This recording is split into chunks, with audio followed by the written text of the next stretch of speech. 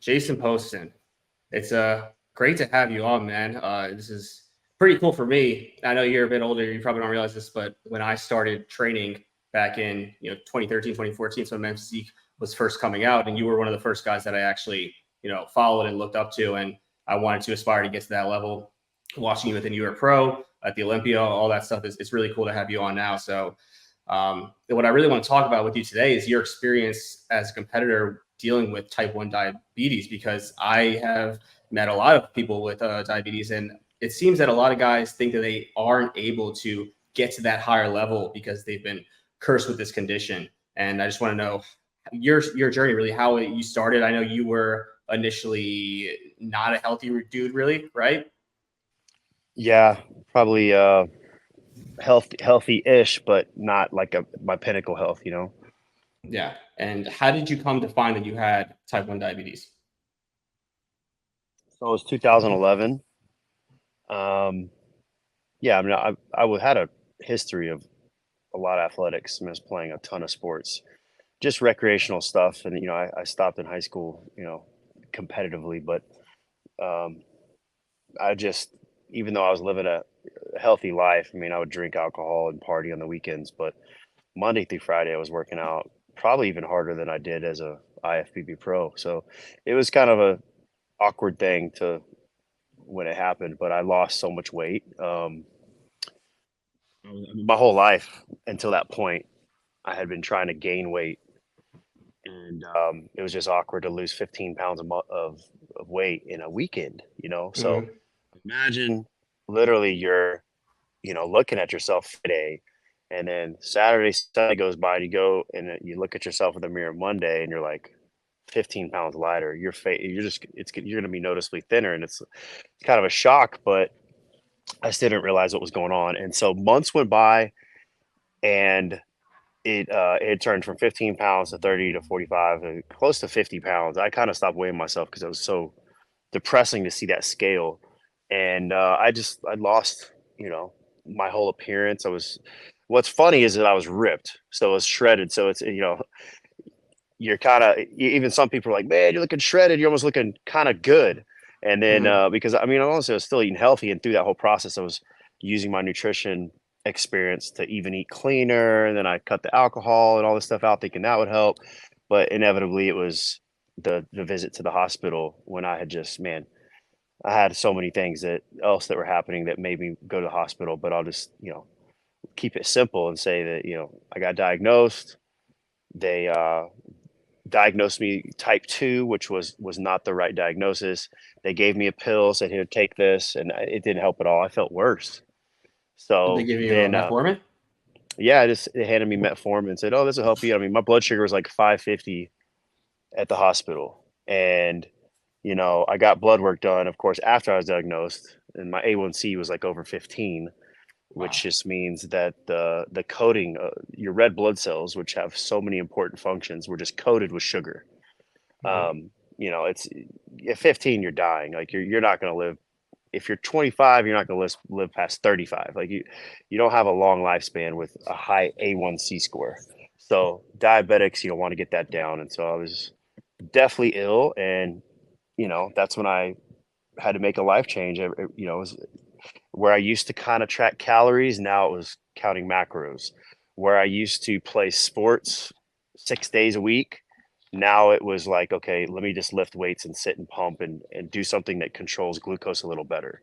Um, sports is your blood sugar isn't all over the place if you're healthy, but for sports, your primary source of energy is usually glucose. So when you're burning a ton of glucose, playing basketball, playing football, soccer, whatever I was doing, it was just like tanking me. So my blood sugar would just crash, and I didn't know how to control it because I didn't know how to control the medication either. That medication was insulin, which is a peptide. So it was a whole life adjustment, and I wasn't scared. I mean, it was very focused because it's a very, very good time of my life when I was probably more disciplined than ever. I was willing to make sacrifices, and when that happened, I was willing to change circles of friends and change everything that I thought and how I operated in life. I just decided, you know what, I need to be a better man. I need to be a better businessman. I need to get my money back. I was broke. I went broke, sick for 7 months. I didn't have a ton of money saved up. I lost all my money. I lost my car. I had to move out of my apartment and move in with family.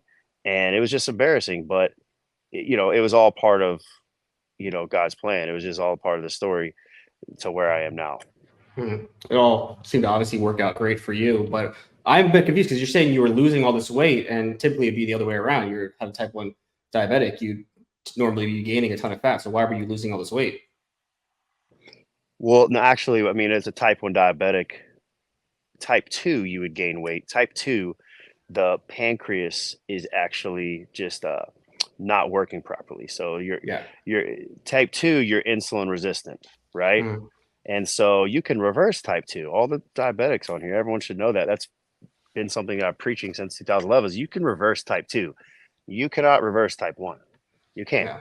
So I think that we will. There'll be a cure, and I think there might even be a cure out there. But well, they don't want to let it out there. But so we'll go into that later. But um, I the reason why that I lost weight is because with type 1 diabetes, um, your glucose is not going to be absorbed for energy, and really a lot of your nutrients. I mean, also your proteins, your fats, everything will just kind of float around in your blood, and it'll raise your blood sugar. And so you're not absorbing nutrients, you're not absorbing any carbs and sugars. It's raising your blood sugar, it's affecting your brain, it's affecting your eyesight, it's affecting how you heal. I mean, you can get when your blood sugar is high, you're literally just slowly dying, but you're losing a ton of muscle and fat because you're just simply starving yourself.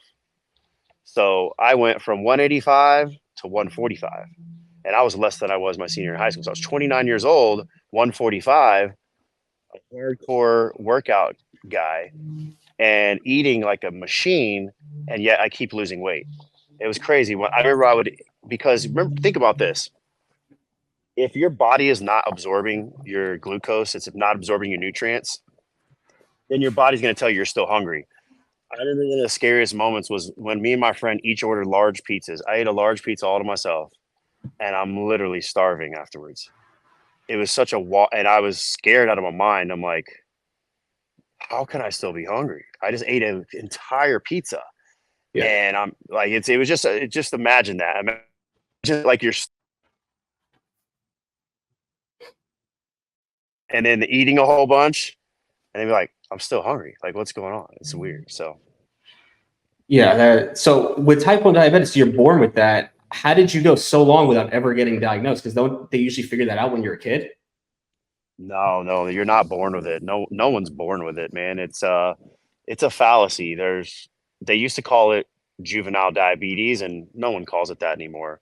Um, because the truth is, grown men, grown women, even up to their 70s, it's an autoimmune disease. So something is going on telling the beta cell function of the pancreas to just stop producing insulin. So something shuts off these beta cells. And so there's different medicine, and there's different regenerative medicine and all these and peptides. There's different things coming out to restore the beta cell function, saying, hey, glucose is coming in, fire. Send insulin into the body, send insulin in the body. But my pancreas is just kind of broke. It's messed up.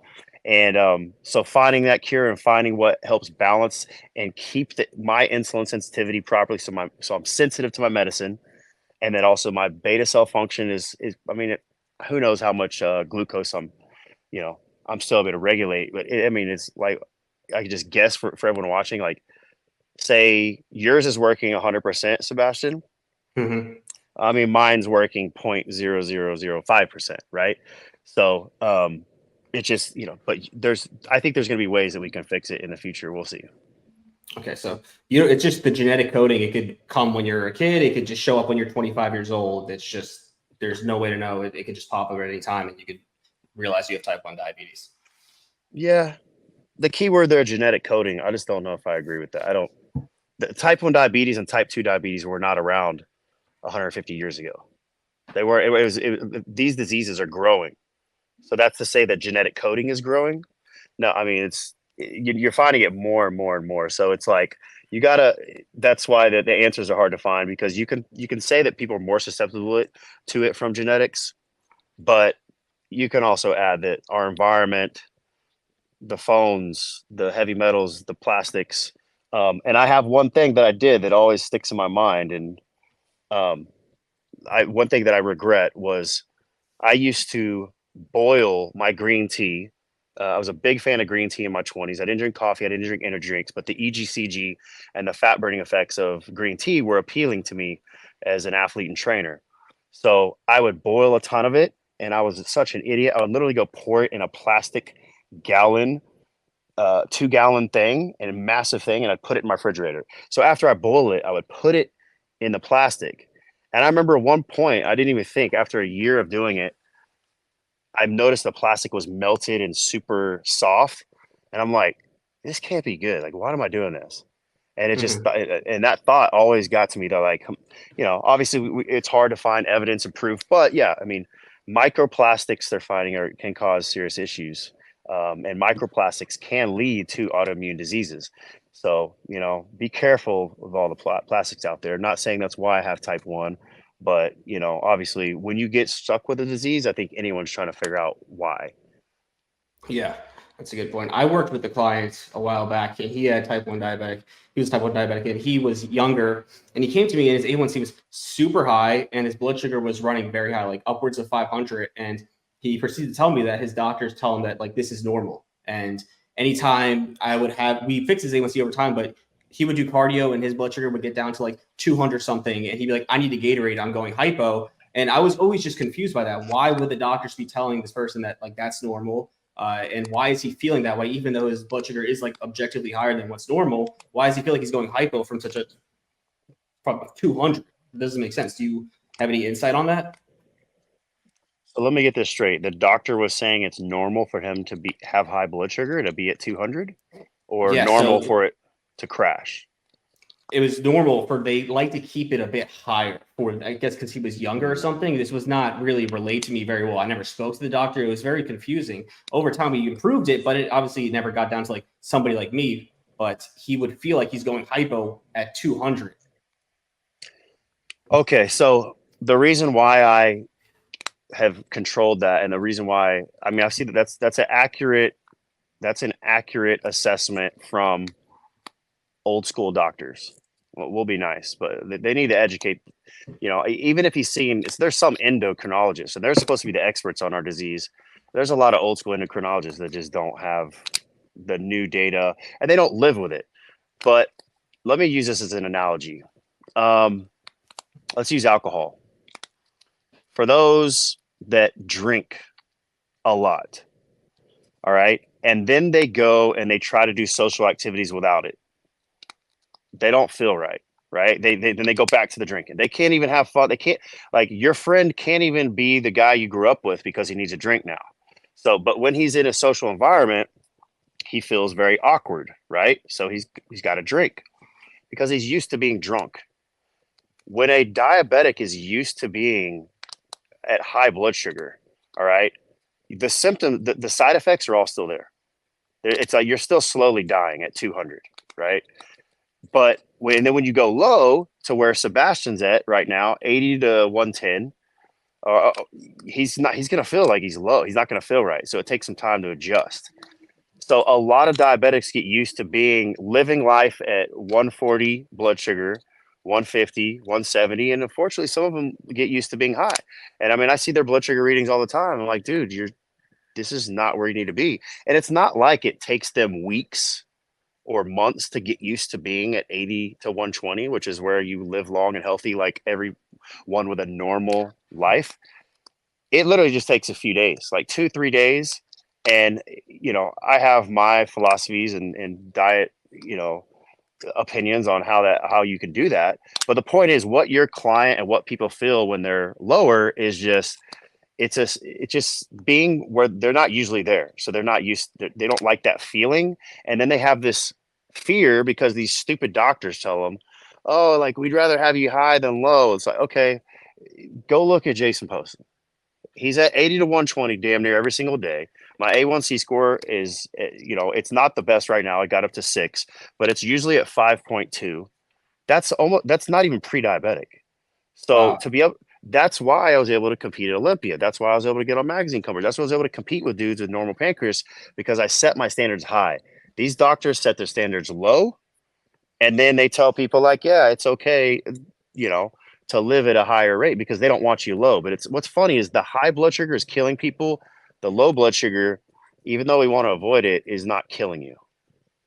So it sounds like you're almost concluding that they're doing this on purpose as some type of, way to keep pharmacy, insulin production, them making money. That's what it sounds like with the type they want them to stay higher. Uh, Man, I wouldn't say that because I don't want to say things that I don't have proof of, but Mm-hmm. I don't, I think it just comes from their medical schooling. You know, it comes from the knowledge of other doctors that their colleagues that they talk to and they frequent with. I mean, they all should be continuing their education, but like I don't go to an endocrinologist. I go to a doctor. We have a great relationship. We're like brothers. He's he's an older guy, so he's like an older brother to me. But he's got two type 1 diabetic sons, and so he understands after raising those sons what I deal with, and he accepts all my off pattern thoughts. And so I don't think that there's obviously a lot of corruption in big pharma. But I don't think that they want type 1 diabetics to live with higher blood sugar. I mean, they definitely are making a lot of money off the diabetes in general, type 1, type 2. They're making a lot of money. So yeah, that's the drug manufacturers. Okay. And that's a whole nother conversation. Yeah. So that kid, for example, they're just getting used to living at a higher blood sugar and they're feeling that because they're coming down from that, but there's actually no inherent danger to that. It's just the fear that's instilled within them of, I might be going hypo, something's going to go wrong, but you're still at 200, you're fine. You're just not used to this feeling. Yeah, it's very complex though. Honestly, Sebastian, it's very complex to balance blood sugar and to live a stable life as a type 1. A lot of people compare it to like driving a Lamborghini or driving an exotic car that's a stick shift. It's like you're in control, but it's like it's harder than that. It's like driving a rocket ship for your first time. Like, hey, how do I get up to the moon? You need coaching. You need a lot of time, and there is a way though. It's not rocket science. There's a lot of people like myself, I can simplify things, and there's so many things that I tell them, like, no one's ever told me that. And it's just so simple to me, but it takes a conversation. Like it takes a little bit of time. Yeah. So I found it really interesting. You said your A1C is usually at 5.2, and obviously we know that we can reverse type 2 diabetics. I've done it for many guys. They get up to like 6, and then I pull them down. They get down to 5.2. But it's constantly been regurgitated to me that a type 1 diabetic will never actually get that low. That they're always going to be on the higher end. And obviously, you're living proof. You lived it. You got to the top. You're saying you're at 5.2. Is this just another one of those things where the doctors are misinformed and there's this information being regurgitated and people aren't fully understanding? Or are you doing things that everybody else isn't doing? How are you getting down to 5.2 as a type 1 diabetic? Yeah, well, I don't know. I'd love to talk to a doctor who would say that's like not possible, because he needs to be slapped. Like, I hope you're not like, what are you inhibiting people's health for? I don't know. They need more education, but they need to meet me, and I'll talk to them, and I'll tell those doctors how to do it. I don't take all the credit. Like well, not really few. There's one type 1 diabetic that I communicate with, and she's a genius. And like we together, we need to like we need to put together a book that's affordable for people, because the truth is these one-on-one coaching, not all type 1s can afford it with us, and it's pricier. But Colette Nelson me and her, the only bodybuilders. I was physique. She was a female bodybuilder. We're the only type 1s to ever make it to the Olympia. Now there's been a handful of other type 1s that have gotten their pro cards, and because you just you can't stay full. You can't get shredded. You can't even work out. Like, I mean, there's a lot of problems with crazy blood sugar. Like, good luck finishing a leg day. Like you can pass out, or you just like you feel drunk. You have no urge to even stand up, much less push, 800 pounds on leg press, whatever. So we have an off pattern protocol that consists of a pill, and I use Invokana. All right, Invokana or Jardiance are both great examples of what is the name of these drugs? They basically push glucose stores from the liver. Okay, your liver and my liver are both storing extra glucose, right? And when we sleep at night, it starts to sputter out. Like yours will sputter out, but your insulin will cover it. Your insulin will control those short bursts of glucose that the liver is dumping. All right, it's called a glucose dump. Mine, I need insulin, right? And I'm not waking up in the middle of the night. So you would think like people on the pump, it would control it, but the truth is it doesn't. These pills allow guys like me and all the type ones, because it's a type 2 drug. So you got to be able to talk your doctor into it. And I've talked to many, and now it's actually in their system. Like I did this maybe 8 years ago. But this pill helps you essentially like push the glucose out of your liver. All right. Pee it out. You pee it out throughout the day. But most importantly, it allows you to not in the morning until I'd say 2 p.m. You don't have as much glucose stores. So you can actually eat carbs, right? Like before this pill, I would have to eat keto and I had no problem. I would eat protein and fats for breakfast. That's it. And I still do that often. But then lunch come around, there's still that they call it dawn phenomenon, meaning your blood sugar just rises every morning. The blood sugar rises. But this pill allows type 1s like myself to eat carbs in the morning. So, I added that probably my last year at Olympia, and it really helped. Man, the whole year my blood sugar was even more stable. But that, along with the proper types of insulin, there's a whole like 90% of the insulin that type 1s take is crap, and there's new alternatives that are just they work better. Like everything's been improved. Things like Tresiba, Lyumjev, Fiasp. They're all a little different. Tresiba is a basal. It's one that lasts all day, but it's really the only insulin that lasts all day. So it helps. Like you need to have, because there's fats burn at a different rate than protein. Protein burns at a different rate than fiber. Fiber burns at a different rate than other carbs. Fiber shouldn't even be under carbs. It's literally not even the same as a carb. So point being that you need an insulin that as your body's is assimilating glucose throughout the day, you need a drug that's going to help you, absorb those carbs. And that's why Tresiba is great. You use that in conjunction with insulin. Yeah, Lyumjev is an insulin. It's a basal insulin. It just lasts 24 hours. All the others really don't last 24 hours. So these are types of insulins like Lantus and stuff. Yeah. Like Lantus is inferior. Lantus is not as successful in regulating blood sugar as Tresiba, by far. Okay. So it's just about it's just about type 1s demanding and asking, and if they say no, like demand a sample, try it. But that you have to know how to dose it and all that, right? Because it's like sometimes people will overdose it or whatever, and they're like, "Oh, I don't like it. I went low." I'm like, "Well, you've got to scale back." So that's why the coaching and all that gets in. Yeah, bug there. I'm getting bit by mosquitoes out here, bro. So you got to love me for doing the I should not have done the podcast outside, but it's all good.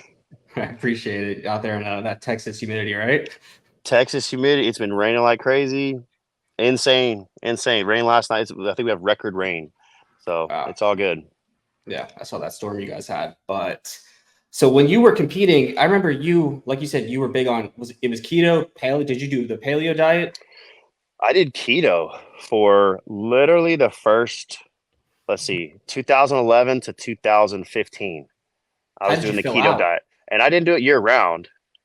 I mean, I probably didn't fill out. I didn't. Like, that's why, there's pros and cons with doing the keto diet. But the truth is, I would consult, and I was working with a lot of type 1s and a lot of, and I would just be honest with them. Like, listen, the way that I fill out as a bodybuilder on keto, like, you're not going to look like me. I'm taking anabolics. And I would just, I was always just full, because I just have a heart for, transparency. I don't want to mislead people. So I would get some fullness from the anabolics, but still then all the other guys are taking anabolics as well, but they had carbs, right? So carbs plus anabolics plus the whole training regimen and lifestyle. Yeah, you build an incredible physique over time. So I didn't have the carbs. So, but the good thing was, one of the pros was I was always conditioned, super conditioned year round.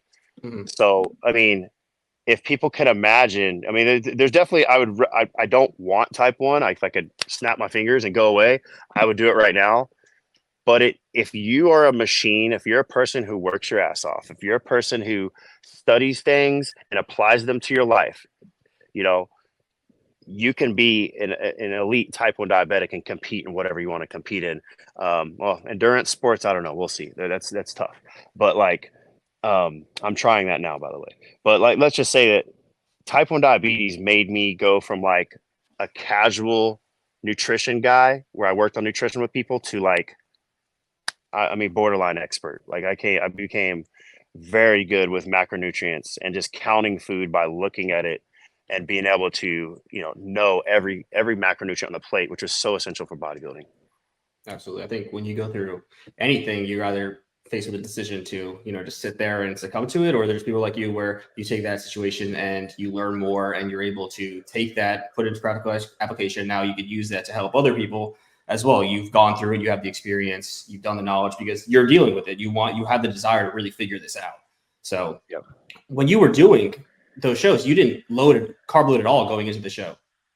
There's no peak week. I did, but you have to create insulin resistance. So here's what I would do. I would say 12 weeks was always my mark. And I was always ready about 4 weeks out. So I would get, because I was, and then, also let me add this, like doing keto was great because I didn't have to do hardly any cardio. I mean, it was just staying lean year round. My cardio, some shows I did none. My cardio was my weights.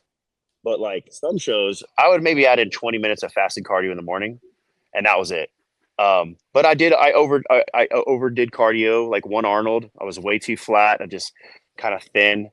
So here's how I would eat carbs. All right. Or, this is what I would do in order to carb load.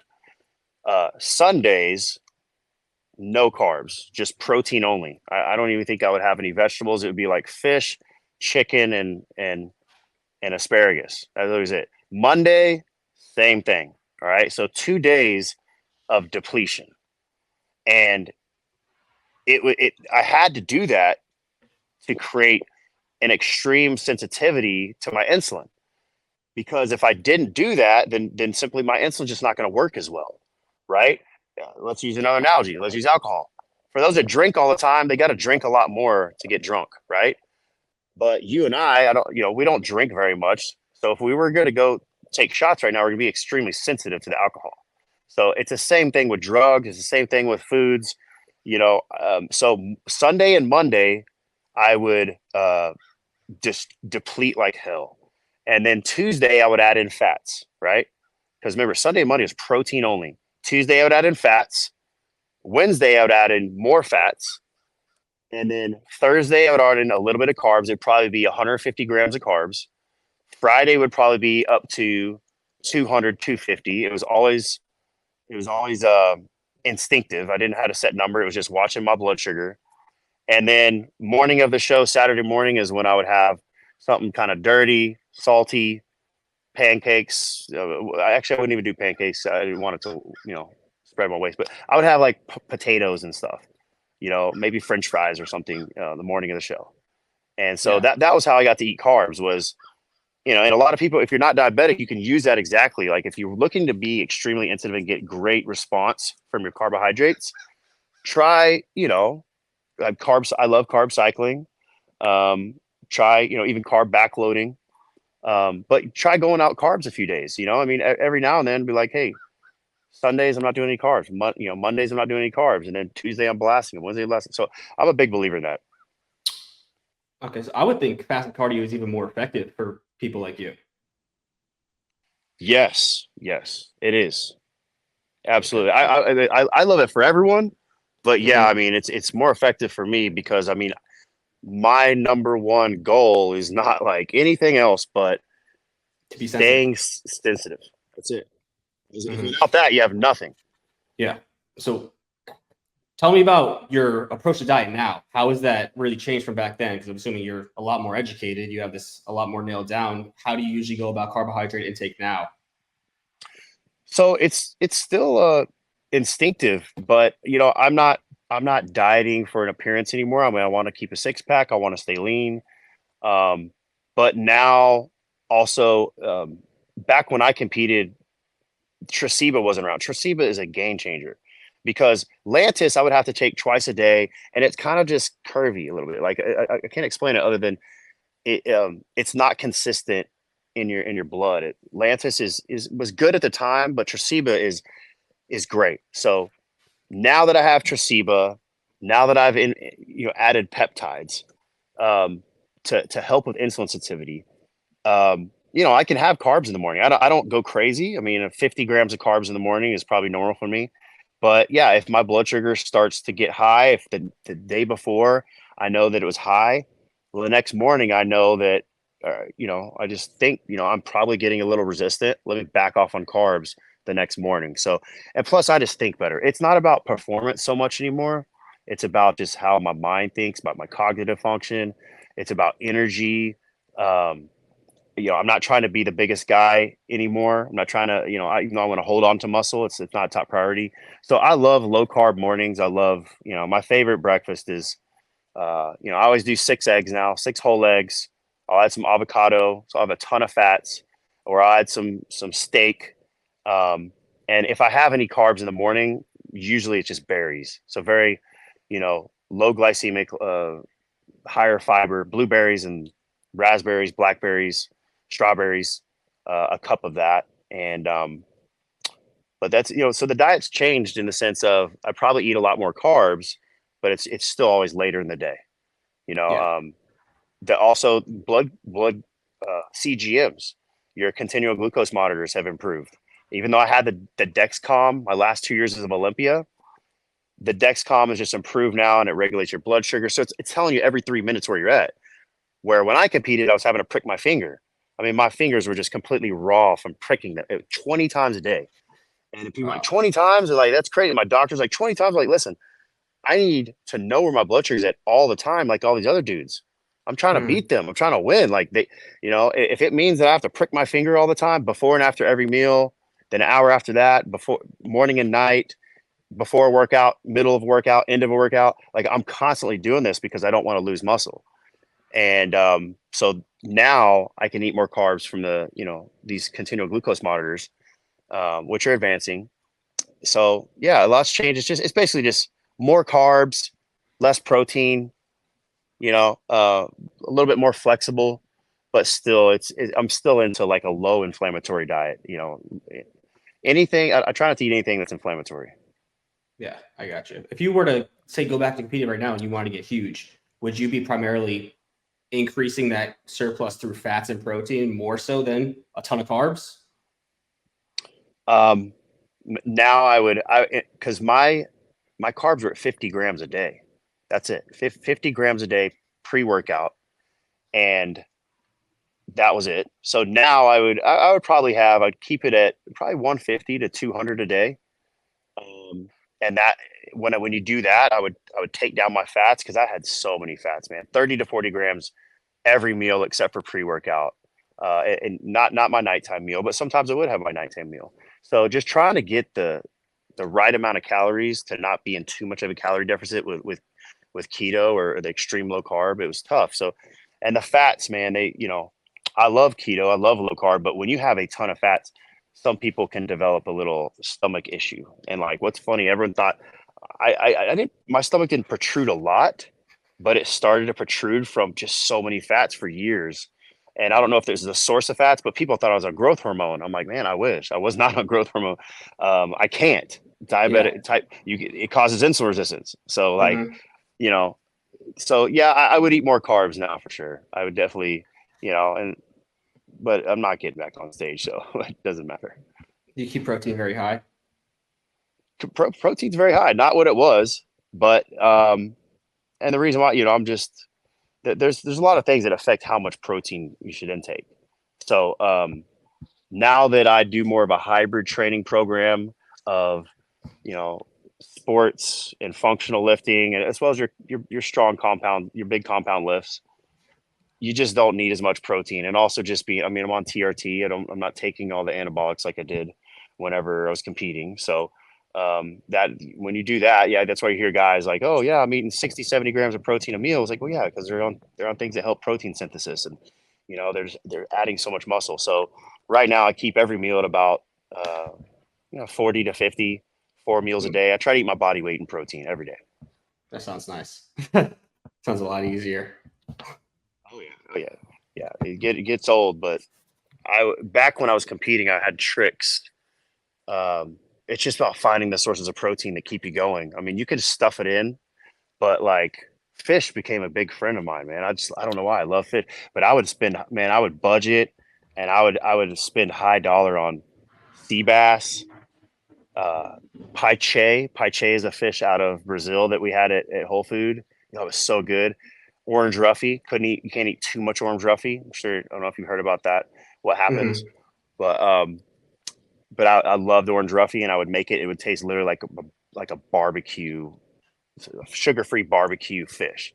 So back in the day when I was having to get it, I would do close to like 300 up to 350. I know it sounds insane, but fish was something that I could take down.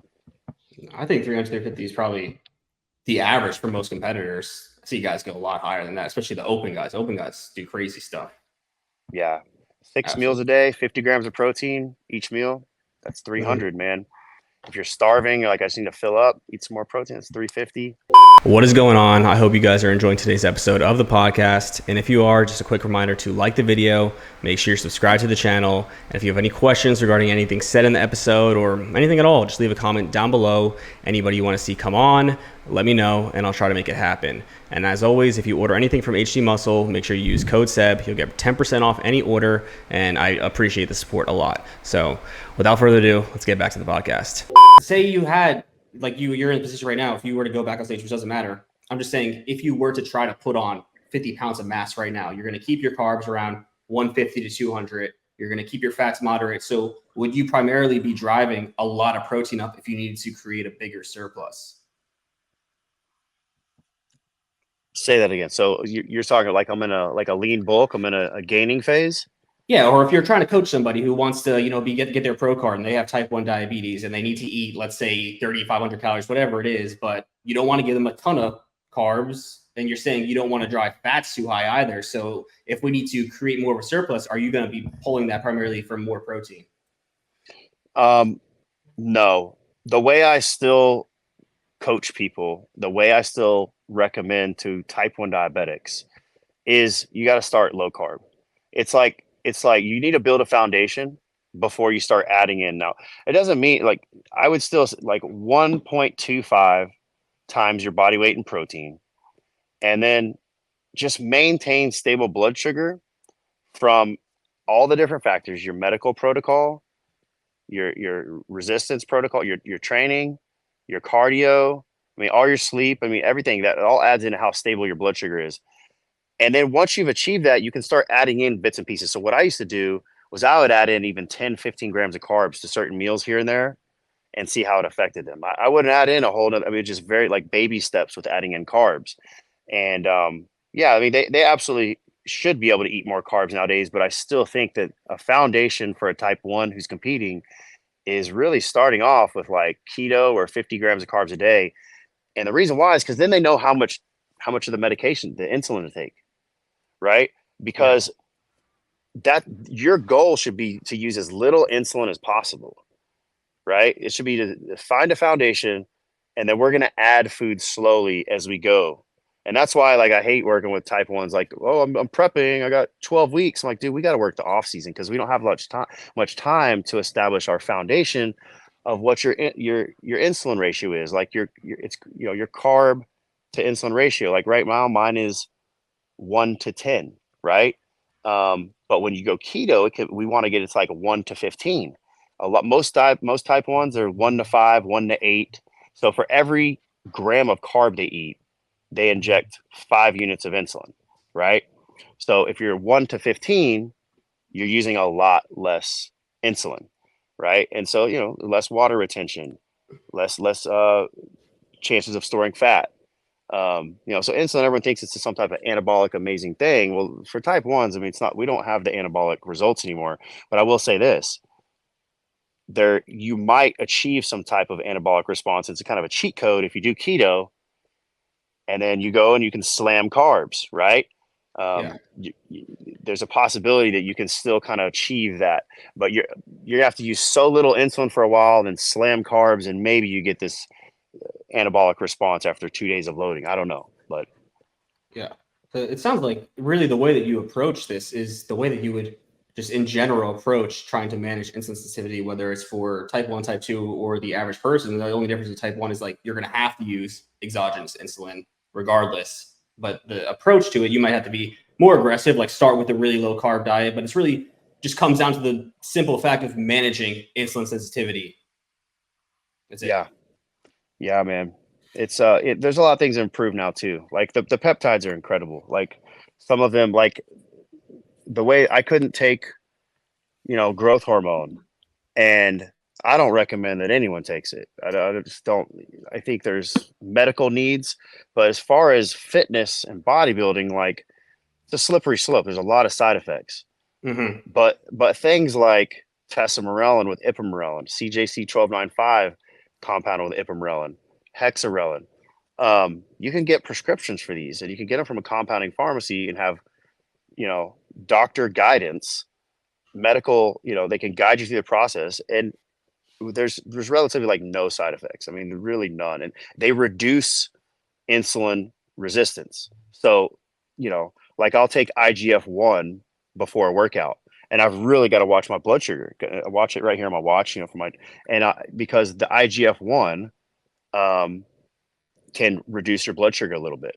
But it's crazy how to tell your body to produce more blood sugar. It's the peptides signal a response in the body and tell your body to produce more growth hormone, but yet reduce insulin resistance. It's like, talk about, something that's far superior than growth hormone, right? Maybe don't have the benefits of like, oh, you're not going to get like massive, like big Rami, but I think the average person should understand some of the benefits, like as a competitor or as a fitness person, whatever.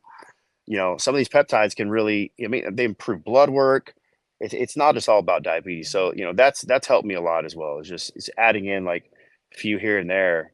The last 3 years, it's been crazy. So you take straight IGF-1. Yeah. IGF-1, LR3. Took it this morning before boxing. Felt like, man, I can just go, go, go. Love it. Okay, IGF-1 LR3, that's not the same thing as like Increlex, is it? I don't know what Increlex is, but no, it's IGF-1 LR3. Um, is They would classify it as like a growth hormone peptide. But yeah, I mean, there it has the same benefits, as far as like adding muscle mass, signaling the body, reduce body fat. Um, I'm sure you could look it up and see all the benefits, but the main thing that I take it for is because I have depleted growth hormone levels. So every time I get my blood work checked, my growth hormone levels are low. It's crazy. So, I take that because it just gives me energy. The workouts, if I feel like I can go an hour, I can go an hour and a half. So I actually take it, not just, I do take it to fill out. You'll get fuller, you add muscle mass. It's not like night and day where you're going to see this crazy anabolic transformation because the doses are controlled. They're small doses. Um, but yeah, that's a particular one that it's, type 1 diabetics can take it. You don't mess with Mhm. insulin resistance. It's great. Yeah, I don't. Yeah, I don't think it's the same thing as I thought. IGF-1. I mean, you're talking about a peptide. IGF-1. I'm talking about like the stuff that Rich Piana used to take, the stronger, more expensive version of growth hormone. Oh wow, yeah. Well, I mean, yeah, I don't know a lot about the stuff that's not regulated. Like I know there's a lot of bodybuilders that take underground stuff, and then there you see. But the fact is, if a compounding pharmacy can't make it, like I mean, I don't take it anymore. It's just all about I want to take things that are FDA regulated. You have to answer to if something's wrong, right? You have someone to call and answer to. But yeah, Rich, rest in peace. I mean, yeah, I love what he did. I think he had a great, perspective on training and everything. But you know, he tampered with his life and he lost it. That's why you don't take that crap. Yeah, no, I think it's what they would like give. I know they give kids HGH, but it's the It's what they would give them. They also give them straight IGF-1 people who are deficient in IGF-1. So I think that's different from what you're talking about, because that would result in you getting absolutely fucking huge. But it sounds like what you're talking about is pretty cool too. It might be the dose. It might just be a different dose. It might just be a smaller dose. I mean, I take. Well, we don't want to talk about what I take because it is a prescription, but it's a super small amount, because if I do take too much, my blood sugar crashes. So can't do that. Yeah. So with where you're at now, you see you have this you have a cast on your arm. Did you just get surgery? Yeah, I've got this arm brace, and I just tore my bicep, man. I just tore it boxing, actually. So it was a Wow. crazy freak thing. I wasn't expecting it. I've never had an injury. I've never, man. So that like kind of bummed me out, man. I've never had like anything serious, and so I went through that, went through the depression, went through the sadness of, I couldn't work out really anything for a while, and then now I'm in rehab, and the physical therapy's great, and I'm working out again, and I'm actually boxing with the other arm and working on everything else but this arm. So yeah, it's crazy, man. Just popped. I felt it pop, and you know, I knew immediately. I was like, yeah, that bicep snapped. That's crazy. Yeah. I'm in the same boat as you. I just got cleared to start PT, so I'll be starting that this week. I just got back surgery. Oh wow. Yeah, on what? Yeah. What's On the back? I have had sciatica since I was 16, and it eventually just came down to the point where I had stenosis, the bad herniations, all this stuff. So they went and they did microdiscectomy, decompression on my L4-5. So I haven't really trained this entire year, but I should be able to start now. Yeah. You thought about taking peptides like BPC 157 or? Yeah, I have them ready to go in the fridge. I'm gonna start. I wanted to wait because it's been 2.5 weeks post, just to see what the doctor says, to make sure, like, I guess my body's doing a good job recovering on its own before I just start putting in peptides. I don't know if that makes sense, but I just wanted to see if I was going to be fine on my own. But now, yeah, I'm going to start BBC and TV probably today, honestly. Yeah, I would, man. I started them immediately. I was like, no, let me just go. Let me speed it up. And yeah, it's been incredible too. They can't. I'm 4 weeks after surgery. I'm just 4 weeks post-op, and they're like, where you're at compared to everyone else is like 12 weeks. So they said I'm like 3 months advanced. So we'll see, man. I don't want to push things though. Like with your back, you don't want to risk anything and go too hard. But at the same note, like it's great to heal faster. So anything that helps me heal faster, I'm all about it. Yeah, absolutely. I know you're big on peptides. What really got you into the whole peptide thing? Insulin is a peptide. Okay, that makes sense. I became interested in peptides because of what I take every day to live. So insulin is always just, I've admired the fact that, where it came from and the whole story about how they were deriving it from pig cadavers and like injecting it straight into people. And then obviously that wasn't the best way. And I've just researched the history of how they were using, I mean, type 1s like myself were dying. We would die. It would wither away to nothing because they didn't understand how to help them. And so the way that insulin works is just fascinating to me. So when I was approached about, hey, do you want to help us launch this company? I was hesitant because of social media. I wasn't sure. I mean, the algorithm and all that stuff, like who knows what they're going to flag you for nowadays. Yeah. And, but after I learned about the whole process of medical grade, like doctor prescribed peptides, it just was something that I really wanted to jump into. And then of course, when I started taking them, I'm like, wow, blood sugar's better, sleeping better. I used to get a little anxiety subsided. I would have a brain fog. I really had some issues with, I literally was looking for anything talking to all doctors about helping. I was losing my memory, like stuff, just stupid stuff all the time, like losing my words. And it was obvious sign of brain fog and psychosis. I think they would call it. It just wasn't getting the proper sleep that I needed. I thought I was, but overall, just energy, blood work, everything about peptides is so fascinating to me. And I did take some when I was bodybuilding. I took sermorelin, which is ancient, and a lot of people have heard of sermorelin. And it's not as advanced of a peptide. It doesn't work as well as like these new growth hormone peptides. But that I took that and I thought it was fascinating. So yeah, when I was approached, I was like, man, I always tell people, and I do this for myself, like, don't think about what now, like think about what you want to do in 5 and 10 years. Um, and I was like, I don't want to sit here and be doing the same thing I'm doing with social media. I want to find something I'm passionate about. I want to find a new way to help people. And I feel like peptides and regenerative medicine, like stem cell exosomes, are a whole nother level of how, like, we can, pharmaceutically help people, but with less side effects. So like, I'm not big into big pharma, I mean, there's a necessity for certain medications and all that, but you know, I'm like a lot of you guys watching this and yourself, like you've probably had some family that's just been over medicated, and it hurts your heart, right? Because they're being told to do that and they're naive. So, if we can find alternatives to some of these toxic synthetic medications that are, curing cancer, beating Alzheimer's, helping people with multiple sclerosis and muscular dystrophy, diabetics, veterans with anxiety, depression, people that can't sleep that are stuck on Ambien, people that can't focus that are hooked on Adderall. These are all the things that peptides and regenerative medicine are doing. And so I was like, let's go. I'm all in, and it's changed my life. Yeah, that's awesome. There is a lot of cool stuff happening with them, and I'm excited to see how it's going to play out over the next 5, 10, 15 years. I think we're going to see a lot of cool Oh yeah. changes. It's just going to get better, man. It's just Yeah. like, it's exciting. That's why I'm like, I'm all in, because this isn't a fad. And the Yeah. only thing that we have to fight is the government regulatory stuff. We have to fight the FDA.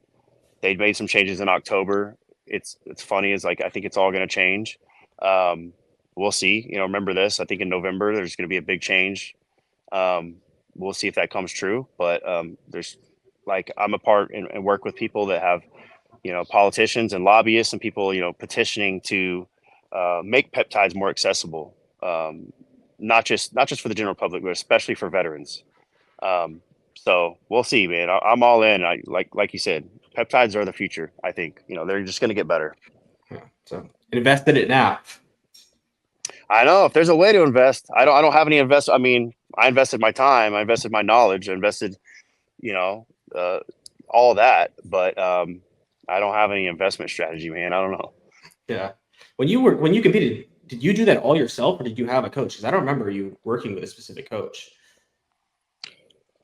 When I competed, I never had a coach. Never had a coach. I had type 1 diabetes coach.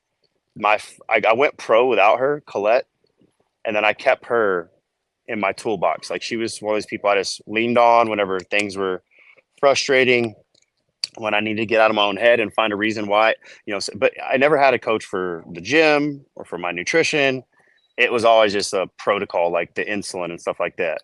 An example is, I was, I wanted to stay on top of cutting edge different types of insulin.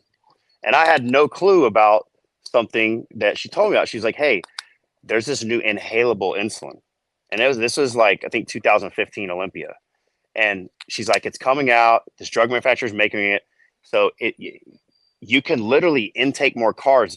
The fact that it doesn't go through the blood, okay, and then it bypasses the digestive tract, unlike a pill. You literally, it's converting the glucose. I don't know how sure I say this, but basically, it's converting the glucose like immediately, right? Insulin is 3 to 5 minutes. When you inhale it, it is immediately. You better eat right now. Like, it was crazy. So, that's the only coach I ever had, was somebody that helped me kind of just with the medical protocol that I had to take.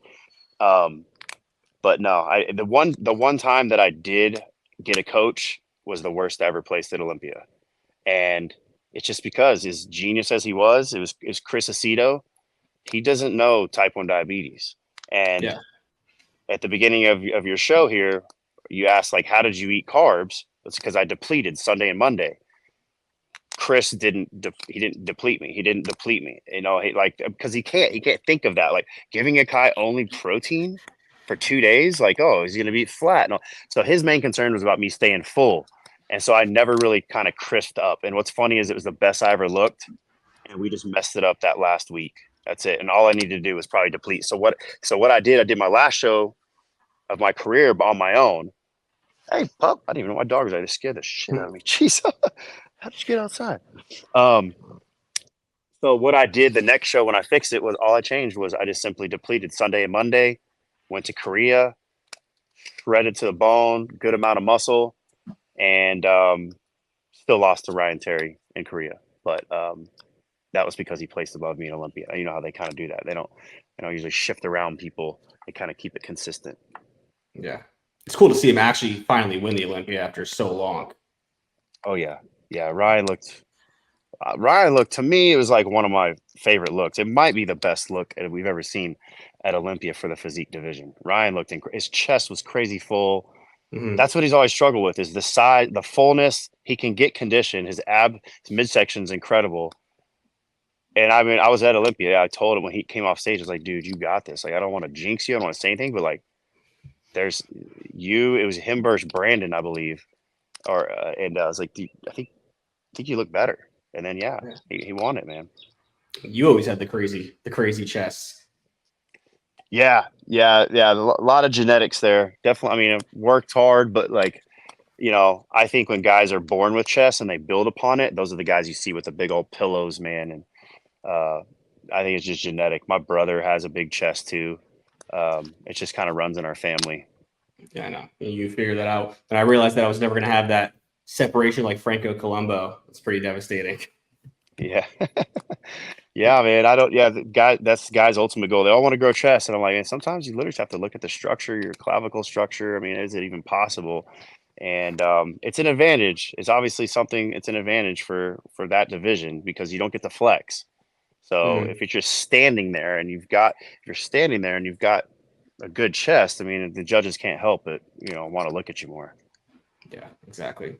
So before we wrap this up, any advice you have for type 1 diabetics, first of all, anybody who wants to pursue bodybuilding? Because like you said, as far as I know, you're the only type 1 diabetic that's gone to the Olympia. Anybody that wants to pursue that. Yeah. I mean, it's just like you've got to saturate yourself into your nutrition. Your nutrition, and you need to stay on top of cutting edge protocols. I mean, I talked to one the other day and she's on the pump. Like, I don't believe you can use the pump.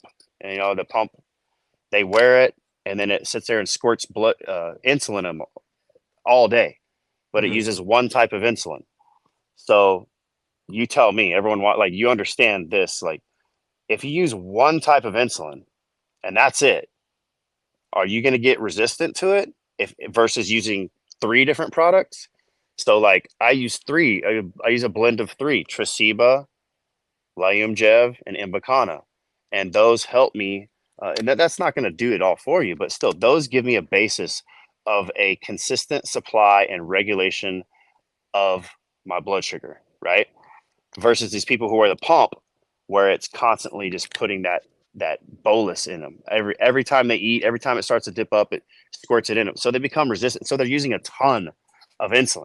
And then also you don't get the best, you don't become the best at counting your macros either. Right? So, my advice is just, it is really tough, but just understand that you need to become an expert. Like if you're type 1, you become an expert with food. So get ready to start studying and researching, and anyone can always hit me up too. If you want to know more about the medical stuff, I answer DMs. I'm happy to help people. Awesome. You said you use those 3 blends. Is it short and long acting, or are those all long acting different types? Yeah, short. The short acting is Liumjev. The long acting is Tresiba, and the pill is Invicana, 300 milligrams. If you can't get Invicana, which my insurance is giving me crap right now, then you can use Jardiance with a J. And it's not as effective, but it does work. And a lot of women don't do well. It's not a huge percentage. It's a very small percentage, but women do have adverse reactions with Invicana in the form of yeast infections. So, some women will use Jardiance. Okay. Anything you got going on? Anything you want to plug? Not much, man. Just my kids. I'm all in. I mean, the business is going well. We got a lot of cool things going on. Pharmacy, I had a pharmacy built. Partnership got all messed up. We got a new compounding pharmacy that's coming.